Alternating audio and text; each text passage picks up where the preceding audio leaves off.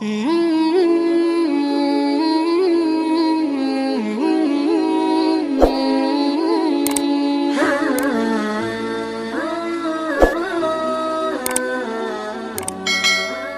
satu amalan yang saya ingin, amalan ini mohon diberikan perhatian lebih banyak.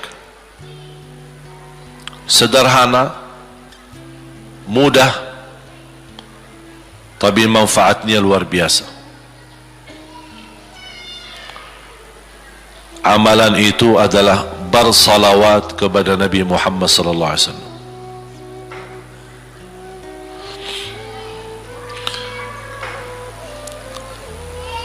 Kali ini saya tidak minta anda bersalawat seperti biasa. Saya yakin Bapak Ibu suka bersalawat, tapi kali ini saya ingin anda membawa salawat kepada Rasul dengan penuh rasa cinta.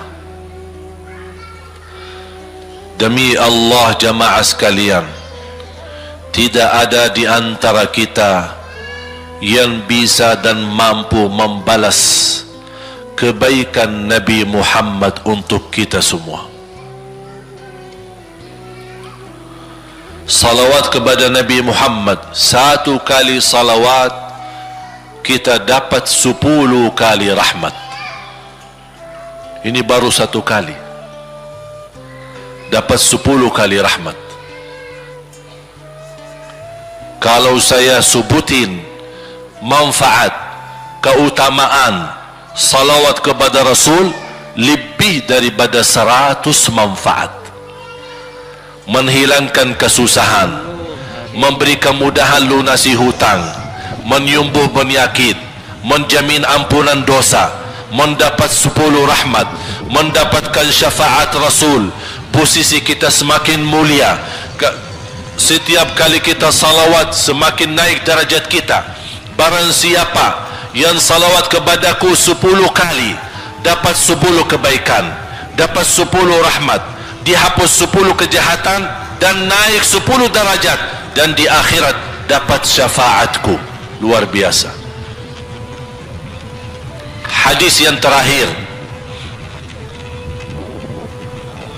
Ubay bin Ka'ab radhiyallahu anhu berkata, ya Rasulullah, aku suka berdoa. Karena salawat, arti salawat adalah doa. Arti salawat, doa. Ya Rasulullah, aku suka berdoa. Berapa dari doaku saya jadikan untukmu?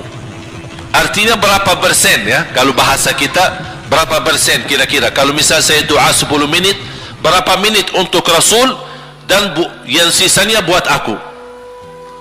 Contoh, aku kalau berdoa, ya Allah ampuni dosaku, ya Allah murahkan rezeki, sembuhkan penyakit, Allahumma salli ala Muhammad wa ala ali Muhammad. Berarti lebih banyak untuk diri kita, baru untuk Rasul. Sahabat itu, ya Rasulullah bertanya, ya Rasulullah, berapa bagian dalam doaku saya jadikan untukmu? Apa kata Rasul? Kata Rasulullah SAW, ma syi'ta wa in zidta fahuwa khairul lak. Ya terserahmu, mau doa bagaimana untukku, ya terserahmu, tapi semakin banyak untukku, semakin banyak manfaatnya untukmu. Apa kata sahabat? Ya Rasulullah, saya akan jadikan separuh doaku hanya salawat kepadamu. Artinya kalau saya doa 10 menit, 5 menit salawat, dan 5 menit doa untuk diriku sendiri. Apa kata Rasulullah? Terserahmu, wa in zitta fahuwa khairul lak. Kalau kamu berani tambah, itu jauh lebih baik untukmu. Tawar menawar sama Rasulullah SAW, sampai di ujung hadis beliau berkata, ya Rasulullah, saya janji doaku semuanya untukmu. Artinya apa? Kalau dia angkat tangan berdoa, tidak satu pun minta buat dirinya. Bismillahirrahmanirrahim. Allahumma salli ala Muhammadin wa ala ali Muhammad. Allahumma salli ala Muhammadin wa ala ali Muhammad. Allahumma salli, sampai selesai.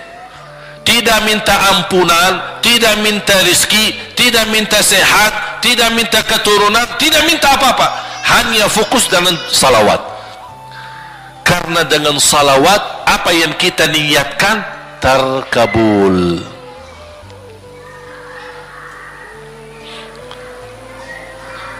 Saya dapat dari guru saya, nanti saya akan ceritakan bagaimana cara berdoa. Kata sahabat, ya Rasulullah, saya akan jadikan doaku hanya salawat kepadamu. Apa jawab Rasulullah SAW? Idzan taf'al yukfa hammuk wa yughfaru dhanbuk wa tuqda hajatuk. Kalau kamu lakukan hanya doamu, hanya salawat kepadaku, akan dihilangkan segala kesusahan, diampuni segala dosa, dan dikabulkan segala hajat. Kata ulama, apa yang diharapkan oleh manusia? Hidup di dunia tambah susah dan hidup di akhirat tambah dosa. Betul? Itulah kita dapat dengan salawat kepada Nabi Muhammad SAW. Berdoa, ketika anda berdoa, contohnya seperti ini. Setiap anda berdoa, biasa mulai dalam bismillah dan memuji Allah Subhanahu wa taala. Cukup satu kata memuji Allah dalam segala pujian, alhamdulillahi rabbil alamin. Segala puji bagi Allah. Ini mewakili semua pujian yang lain. Asmaul husna, segala sifat agung, segala kemuliaan diwakili oleh satu kata, alhamdulillahi rabbil alamin. Kata sederhana, kata tidak terlalu panjang, tapi maknanya sangat luas. Oleh karena itu boleh diulangi berkali-kali, alhamdulillahi rabbil alamin, alhamdulillah, sampai benar-benar merasa di hati. Karena ini ucapan mewakili segala pujian yang kita ingin sampaikan kepada Allah. Karena ada pujian yang kita ingat, ada pujian kata-kata yang kita tidak hafal, dan alhamdulillahi rabbil alamin mewakili segala pujian kepada Allah Subhanahu wa taala. Kemudian bersalawat, Allahumma salli ala Muhammadin wa ala ali Muhammad kama sallaita ala Ibrahim wa ala ali Ibrahim innaka Hamidum Majid. Silakan doa, ya Allah ampunilah dosaku. Allahumma salli ala Muhammadin wa ala ali Muhammad. Ya Allah sembuhkan penyakitku. Allahumma salli ala Muhammadin wa ala ali Muhammad. Ya Allah berikan kepada aku anak yang salih salihah. Allahumma salli ala Muhammadin wa ala ali Muhammad. Jadi setiap langkah doa diawali dan diakhiri salawat. Faham? Subhanallah, wallahi dahsyat. Saya tidak bisa cerita apa lagi. Mau cerita apa lagi? Wallahi dahsyat. Saya tidak pernah istiqamah mengamalkan doa seperti ini. Alhamdulillah selalu terkabul. Bahkan nyata Allah kasih, udah selesai. Wallahi jamaah sekalian, salawat kepada Nabi Muhammad bukan budaya, bukan kebiasaan, tapi amalan yang sangat manfaat buat keselamatan kita, kebahagiaan kita di dunia maupun di akhirat. Bahkan keselamatan buat anak kita, salawat kepada Nabi Muhammad SAW. Terakhir sekali lagi, ketika anda bersalawat, apa yang saya cerita tadi tolong dihadirkan dalam fikiran. Siapa Nabi Muhammad itu? Nabi Muhammad penolong kita di hari kiamat. Nabi Muhammad yang membawa syafaat untuk kita. Nabi Muhammad yang menunggu kita di surga.